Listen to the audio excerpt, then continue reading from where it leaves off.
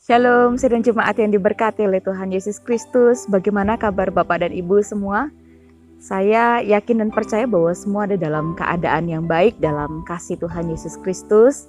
Sehingga pada hari ini, puji nama Tuhan, sekali lagi kita boleh berjumpa walaupun secara virtual dalam pelayanan khotbah Minggu pada tanggal 6 September tahun 2020. Dan pada saat ini saya akan mengajak kita untuk merenungkan firman Tuhan yang terdapat dalam Kisah Para Rasul pasal yang ke-6, ayat yang pertama sampai dengan ayatnya yang ke-7.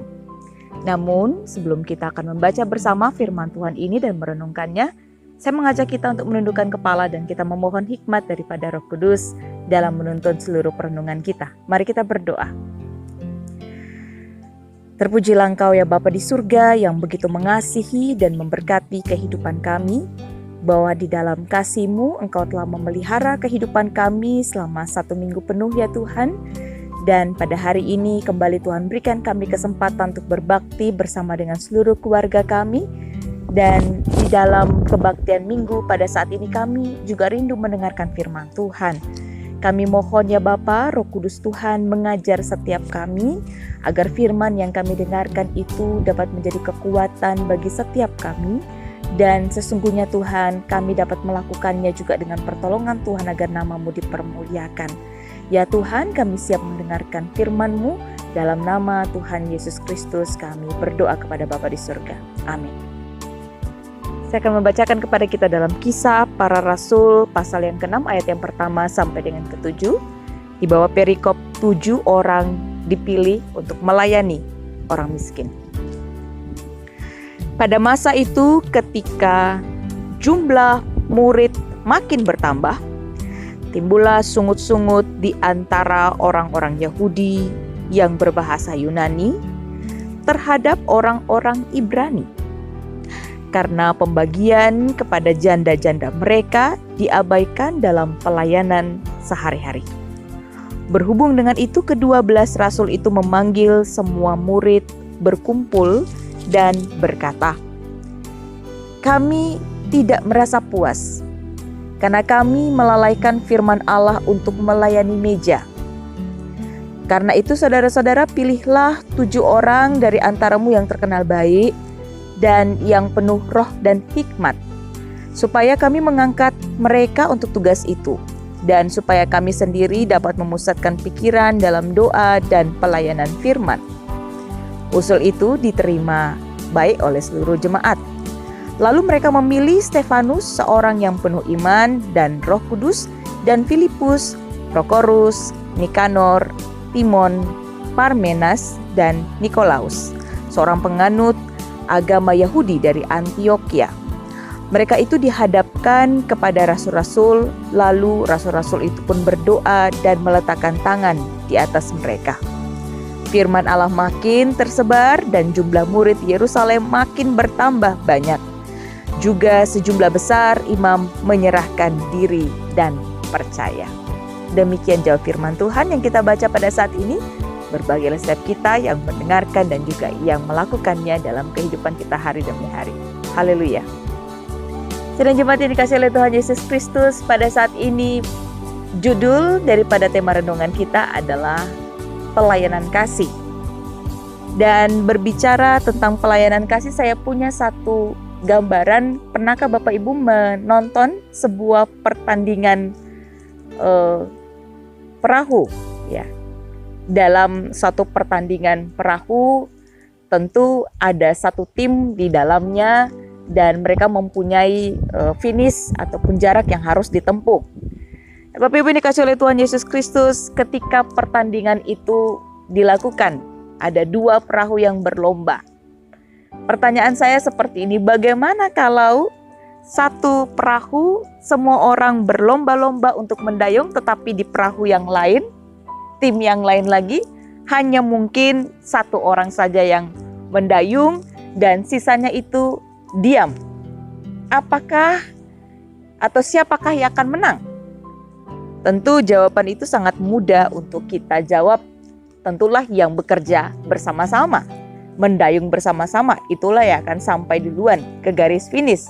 Tetapi bagi satu perahu yang lain yang hanya satu orang saja yang mendayung tetapi yang lainnya diam, tentu itu akan memakan waktu dan pekerjaan yang berat sekali. Bapak Ibu yang dikasihi oleh Tuhan Yesus Kristus, demikian kalau kita boleh menggambarkan gereja Tuhan ibaratkan sebuah perahu di mana ada begitu banyak orang yang ada di dalamnya. Benar bahwa semakin banyak orang, tentulah semakin berat bebannya. Dan semakin banyak orang, semakin banyak permasalahan yang tentu pula dihadapi. Demikian yang dapat kita baca pada pagi hari ini terjadi pada jemaat Kristen mula-mula. Firman Tuhan mengatakan kepada kita bahwa jumlah daripada orang percaya semakin bertambah. Di dalam pasal yang sebelumnya dikatakan kurang lebih mereka sudah mencapai 5.000 orang. Dan itu terdiri daripada 3.000 orang yang pertama memberikan diri dibaptis pada waktu peristiwa Pentakosta, ditambah dengan jumlah mereka semakin banyak bertambah. Dan semakin banyak bertambah, semakin banyak masalah ataupun potensi untuk konflik muncul di dalam kehidupan jemaat mula-mula. Salah satunya seperti yang kita baca pada saat ini, yakni pada waktu itu ketika jumlah jemaat sudah makin bertambah banyak, timbullah satu permasalahan yang mereka hadapi. Apa permasalahan yang sedang terjadi? Bapak Ibu yang dikasihi oleh Tuhan Yesus Kristus, di dalam pembacaan kita dikatakan bahwa masalah yang terjadi adalah pada waktu itu ada orang-orang Yahudi yang berbahasa Yunani yang komplain terhadap orang-orang Ibrani oleh karena merasa bahwa pembagian kepada janda-janda mereka diabaikan dalam pelayanan sehari-hari. Bapak Ibu yang dikasihi oleh Tuhan Yesus Kristus, ternyata permasalahan adalah ada pihak-pihak yang merasa adanya ketidakadilan terjadi di dalam gereja Tuhan. Kita perlu tahu bahwa pada waktu itu jemaat yang latar belakang Yahudi terbagi atas dua kelompok. Yang pertama disebut orang-orang Ibrani adalah orang-orang Yahudi yang tinggal di Yerusalem, yang menggunakan bahasa Ibrani, membaca Alkitab atau kitab Perjanjian Lama sebagai kitab utama mereka di dalam bahasa Ibrani. Sedangkan yang kedua adalah Yahudi, tetapi mereka tinggal atau bisa dikatakan mereka diaspora, yang pada waktu itu mereka berbicara dengan bahasa Yunani sehingga disebut sebagai Helenis ya. Dan mereka juga membaca Alkitab Perjanjian Lama dengan bahasa Yunani. Jadi Bapak Ibu yang dikasihi oleh Tuhan Yesus Kristus, ada masalah yang terjadi, yakni timbul satu ketidakadilan ya, di tengah-tengah mereka. Dan kemudian masalah yang terjadi ini sebenarnya bisa sangat berpotensi untuk memecah belah jemaat yang pada waktu itu. Sehingga kalau tidak bijak diselesaikan, ini akan seperti dua kubu yang saling menyerang antara orang Ibrani dan juga orang Yahudi yang berbahasa Yunani. Bapak Ibu yang dikasihi oleh Tuhan Yesus Kristus, syukur kepada Allah bahwa para rasul diberikan hikmat, yakni bertindak di dalam kasih dan keadilan. Apa yang dilakukan oleh para rasul untuk menyelesaikan konflik tersebut? Bapak Ibu yang dikasihi oleh Tuhan Yesus Kristus, hal yang utama yang pertama yang saya lihat di sini adalah para rasul memiliki hati untuk mendengar. Mereka tidak membiarkan masalah itu semakin besar, tetapi ketika mereka mendengar ada keluhan, mereka langsung menyelesaikan. Sehingga kita boleh melihat bahwa para rasul diberikan kepekaan, diberikan telinga untuk mendengarkan. Masalah-masalah sekecil apapun di jemaat tidak didiamkan, namun diselesaikan dengan sangat bijak. Dan langkah penyelesaian yang ditempuh oleh para rasul adalah langkah yang berkeadilan. Sebab para rasul sendiri tidak menutup diri mereka terhadap kritik dan masukan. Mereka mengakui ada satu kelemahan di dalam pelayanan mereka, dan kemudian mereka mulai menyadari bahwa tidak mungkin mereka bekerja sendiri. Ya, terlalu besar pekerjaan ini. Ibaratkan seseorang yang sedang mengayuh sendirian di dalam perahu yang isinya mungkin adalah puluhan orang, sangat sulit. Oleh sebab itu, oleh hikmat Tuhan, para rasul diberikan pertolongan dan hikmat untuk memberikan kepada jemaat untuk memilih 7 orang di antara mereka untuk melakukan tugas pelayanan kasih yang diharapkan untuk berkeadilan bagi semua orang. Bapak Ibu yang dikasihi oleh Tuhan Yesus Kristus, dan firman Tuhan berkata bahwa orang-orang yang dipilih adalah orang-orang yang mempunyai kriteria dikenal baik, berkelakuan baik, dan juga penuh roh dan hikmat. Artinya bahwa orang-orang ini akan dipercayakan suatu pelayanan yang besar, harus mempunyai karakter yang jujur, dan juga dipercaya untuk harus mempunyai hikmat di dalam bagikan segala sesuatu yang sudah dipercayakan kepada mereka. Karena kita tahu bahwa pada waktu itu seluruh orang kudus, mereka akan menjual lahan, mereka akan menaruh uangnya di bawah kaki para rasul untuk dibagikan kepada semua orang yang berkebutuhan. Bapak Ibu yang dikasihi oleh Tuhan Yesus Kristus, ketika para rasul sebagai hamba Tuhan menyelesaikan satu perkara yang dialami di gereja di dalam kasih dan keadilan, dan juga melibatkan orang lain di dalam pelayanan mereka, ini akan sangat berdampak besar.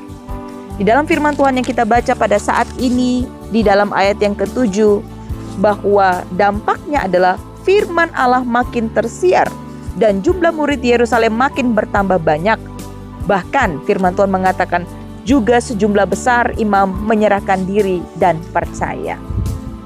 Bapak Ibu yang dikasihi oleh Tuhan Yesus Kristus, lalu kemudian apa yang bisa kita pelajari di dalam firman Tuhan yang kita baca pada saat ini? Adakah kita di gereja pada saat ini mengalami satu pergumulan yang sama tentang masalah ketidakadilan yang terjadi di sekitar kita? Bapak Ibu yang dikasihi oleh Tuhan Yesus Kristus, kalau kita mengalami masalah yang sama, maka sungguh-sungguh kita harus mengikuti teladan daripada para rasul selaku para pemimpin gereja. Bahwa masalah sekecil apapun tidak untuk didiamkan, tetapi memiliki telinga yang peka untuk mendengar dan menyelesaikan segala sesuatunya di dalam kasih dan terang firman Tuhan. Sehingga segala sesuatu yang dilakukan akan membawa keadilan bagi semua orang. Dan ketika kasih dan keadilan itu diterapkan, itu menggerakkan hati orang untuk turut terlibat bersama-sama.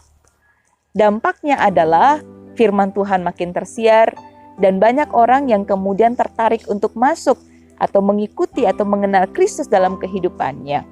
Bapak Ibu yang dikasihi oleh Tuhan Yesus Kristus, gereja dengan panggilannya yakni bersekutu, bersaksi, dan melayani memang tidak mudah dilakukan di dunia ini.